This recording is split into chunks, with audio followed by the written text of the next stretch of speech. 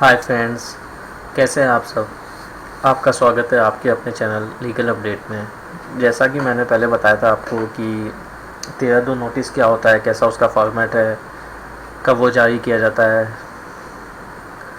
उसमें क्या क्या बातें होनी चाहिए जिससे एक पर्याप्त 13(2) नोटिस पार्टी को बोरोवर को भेजा जाता है। फिर भी मैं एक बार और बता देता हूँ आपको। जब भी कोई खाता 3 EMI ड्यू होने के बाद NPA हो जाता है, मतलब नॉन परफॉर्मिंग एसेस्ट, तो उसके बाद बैंक बोरोवर को 13(2) का नोटिस भेजता है, जिसमें उसको 60 दिन का टाइम दिया जाता है कि आप 60 दिन में पैसे जमा कराएं, नहीं तो आपके विरुद्ध आगे कार्रवाई होती रहेगी। इसके बाद 60 दिन के बाद भी अगर बोरोवर पैसे जमा नहीं कराता है, ऋण राशि जमा नहीं कराता है, खाते को रेगुलर नहीं करता है, अपडेट नहीं करता है, कोई भी अमाउंट नहीं जमा कराता है, तो बैंक के पास 13(4) जारी करने का एक अधिकार हो जाता है। 13(4) जारी करने के लिए बैंक को सबसे पहले बोरोवर की जो प्रॉपर्टी बंधक है उस पर जाकर उस 13(4) नोटिस को चस्पा करना पड़ता है। चस्पा करने के बाद 7 दिन के अंदर अंदर बैंक को किसी भी लोकल अखबार में, एक हिंदी इंग्लिश या फिर हिंदी कैसे भी अखबार में उसको पब्लिश कराना पड़ता है। और 13(4) जैसे ही चस्पा किया जाता है, उसके साथ ही अगर बोरोवर प्रॉपर्टी पर उपस्थित है तो उसको 13(4) की एक कॉपी दी जाती है, और बाय रजिस्टर्ड भी 13(4) बोरोवर को बोरोवर गारंटर अगर कोई है तो उसमें उसके साथ भेजा जाता है। अब मैं आपको ये बताऊंगा कि एक 13(4) का फॉर्मेट होता कैसा है, दिखता कैसा है। जैसा मैंने आपको 13(2) बताया था, वैसे ही 13(4) मैंने एक बैंक ऑफ बड़ौदा का लिया है। मैं आपको पहले बता चुका हूँ, मैं अभिषेक और एडवोकेट, एक बैंक लॉयर हूँ, और मैं आप लोगों की हेल्प के लिए ये चैनल और वीडियो बनाया है। जैसा कि आपको स्क्रीन पे दिख ही रहा होगा, ऊपर बैंक का लोगो रहता है, जो भी बैंक होगा उसका लोगो रहेगा, उसकी शाखा या उसके फ़ोन नंबर, ईमेल आईडी सब लिखी रहेगी। ये 13(4) का नोटिस जो है 13(2) के 60 दिन पूरे होने के बाद ही दिया जाता है। एक दिन भी कम हो तो ये 13(4) की कार्रवाई नहीं कर सकता। अगर करता है तो वो इलीगल प्रोसीडिंग है। आपको सामने दिख ही रहा होगा।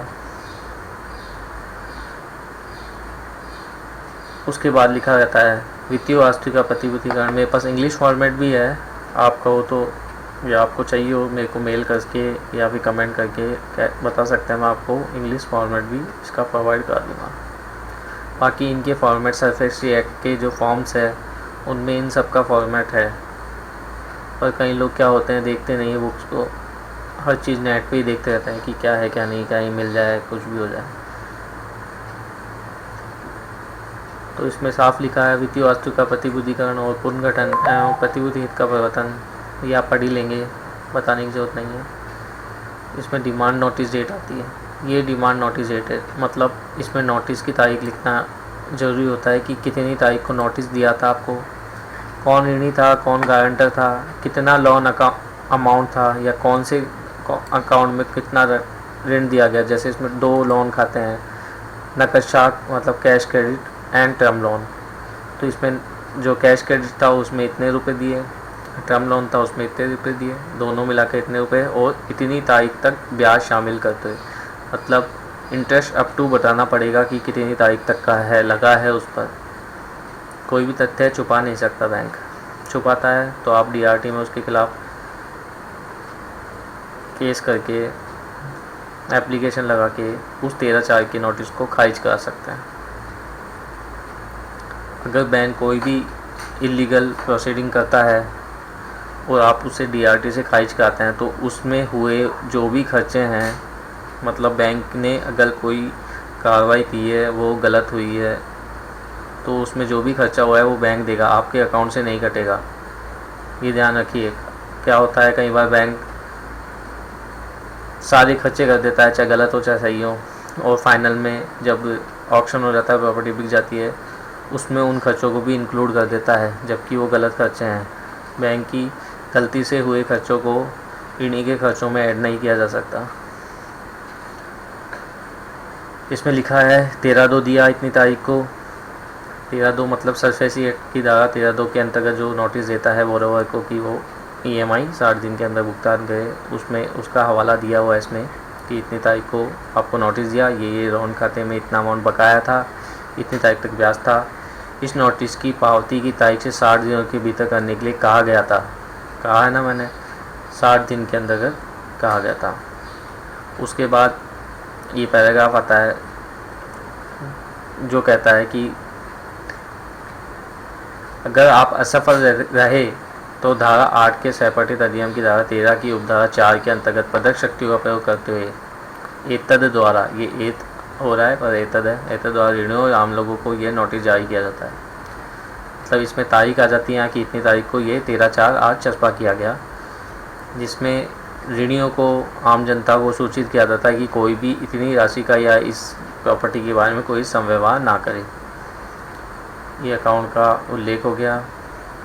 प्रॉपर्टी का विवरण आ जाता है कि कौन सी प्रॉपर्टी है जिस पर आप चस्पा कर रहे हैं, उसका होना लिखना ज़रूरी है कि किस प्रॉपर्टी। कई बार क्या होता है, लोग आधा लिख के ही पहुंच के चस्पा कर देते हैं, तो वो इलीगल प्रोसीडिंग है, उस नोटिसों को खारिज किया जा सकता है। यहाँ बोरोवर का नाम आएगा, किस बोरोवर की थी या किस गारंटर की थी, कौन सा एड्रेस था, क्या क्षेत्रफल है। अब ये पंजीकरण के भीतर उपजिला सोजत सिटी और जिला पाली, यानी कि ये सोजत सिटी का एक अकाउंट था, मैंने इसका पोजीशन लिया था 13/4। ये होता है कि रजिस्ट्रार कहाँ लगता है इसका, उसका लिखना ज़रूरी है। एक्ट में भी खोल के देखेंगे आप तो ये लाइन लिखी हुई आएगी, सब डिस्ट्रिक्ट और डिस्ट्रिक्ट। उसके बाद इसकी चारों दिशाओं का हवाला देना ज़रूरी है। मेजिंग भी लिखनी ज़रूरी है, ध्यान रखें। दिनांक तारीख भर के प्राधिकृत अधिकारी जो भी है उसकी मोहर साइन यहाँ लग के ये नोटिस एक प्रॉपर्टी पर चस्पा किया जाता है। सबसे महत्वपूर्ण बात, चस्पा करने के 7 दिन के अंदर यदि बोरोवर पैसे जमा करा देता है, ऋण राशि जमा करा देता है, ओवर ड्यूज जमा करा देता है या अकाउंट को रेगुलर कर लेता है, अपग्रेड कर लेता है, तो ये कार्रवाई यहीं रुक जाएगी। फिर से अगर लोन खाता NP होता है तो वापस वही 13/2 की कार्रवाई स्टार्ट होगी। 60 दिन का टाइम दिया जाएगा, 60 दिन का टाइम पूरा होने के बाद 13/4 की कार्रवाई की जाएगी। अब इसमें क्या हुआ, 7 दिन का टाइम दिया गया, बोरोवर ने पैसे जमा नहीं कराए, तो 7वें दिन 2 अखबारों में पब्लिकेशन किया गया। सेम यही का ये पब्लिकेशन होगा, इसमें कोई हेर फेर नहीं की जा सकती। पब्लिकेशन होने के बाद आगे की कार्रवाई स्टार्ट हो जाती है। किसी भी प्रॉपर्टी पर पोजीशन लेने के लिए सबसे पहले DM परमिशन, अगर खाली प्लाट है तो उसके लिए नहीं, कोई मकान है, कोई फैक्ट्री है, कारखाना है, उसमें पोजीशन के लिए DM या CGM की मंजूरी होना ज़रूरी है कि कब फलाना जब प्रॉपर्टी में बंधक संपत्ति पे खाली कराने के लिए या उसका कब्जा बैंक को सुपुर्द करने के लिए आप आदेशित किया जाए।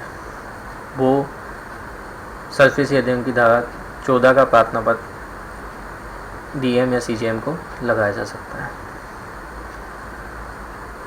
इसमें ये कोई टाइम नहीं है कि आप, कई लोग मुझसे पूछते हैं कि सर DM कितने दिन में हो जाता है, पोजीशन कब तक मिल जाता है प्रॉपर्टी, एक केस में 13/2 लेने के बाद कितने दिन में कार्रवाई पूरी हो जाती है, तो उसका एक निश्चित टाइम नहीं है। अगर 13/4 की कार्रवाई होने के 7 दिन बाद, पब्लिकेशन होने के बाद आपने DM एप्लीकेशन लगा दी, तो अगर आपकी जानकारी है कोर्ट में, आप अगले दिन ऑर्डर ले लोगे, 2 दिन में ऑर्डर ले लोगे। ऑर्डर लेने के बाद SP ऑर्डर ले लोगे कि भैया SP साहब आपको DM साहब ने आदेशित किया है, चलो खाली करवाओ। मतलब ये कार्रवाई 10 दिन में भी समाप्त हो सकती है। कोई इसका कोई ये नहीं है कि ये महीने भर चलेगी, 2 महीने का और टाइम मिलेगा, 3 महीने का और मिलेगा। इसमें बोरोवर को खुद को सतर्क रहना पड़ेगा। अगर वो इस कार्रवाई के बारे में जानना चाहता है, अधिकतर लोग क्या करते हैं आजकल, कई डीएम सीजीएम, वैसे सीएचएम तो स्मार्ट होते हैं, डीएम नोटिस जारी करते हैं बोरोवर को, जबकि बोरोवर को इसमें नोटिस जारी करने का कोई प्रावधान नहीं है, फिर भी कर देते हैं, वो आ जाते हैं। तो उनको ज्ञान में रहती है वो बातें कि भैया किसी ने डीएम एप्लीकेशन लगाई है, पर जो नहीं जाता उसको तो पता ही नहीं रहेगा ना। तो ऐसी कार्रवाइयों को पता लगाने के लिए,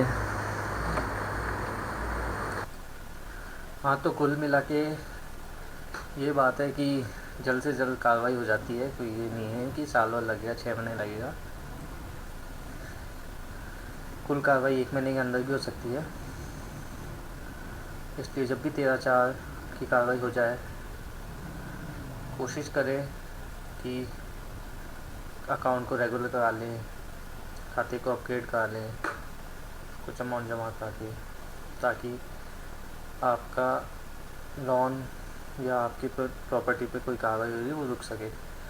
और ये जो भी आप कुछ जमा करा रहे हो, बैंक से ये कह रहे हो कि ऐसा हो जाएगा ना, ये कार्रवाई रुक जाएगी ना, मैंने पहले भी कहा है आपको, हमेशा लिखित में ही वार्तालाप करें, लेटर भेजें, लेटर से ही बैंक आपको रिप्लाई देगा। अगर उसमें आप लिख के दे रहे हो कि हम इतना अमाउंट जमा कराएंगे तो हमारी कार्रवाई रुक जानी चाहिए, और बैंक कह रहा हाँ रुक जाएगी, तो लेटर के थ्रू करें ताकि कल को रुके, नहीं तो आपके पास प्रूफ है। नहीं तो बैंक मुकर जाता कि नहीं, हमने कब कहा था कि पैसे जमा करा दोगे तो रुक जाएंगे, आगे कार्रवाई नहीं होगी, हमारे यहाँ हाथ में नहीं है, सब ये ऊपर के रीजनल ऑफिस या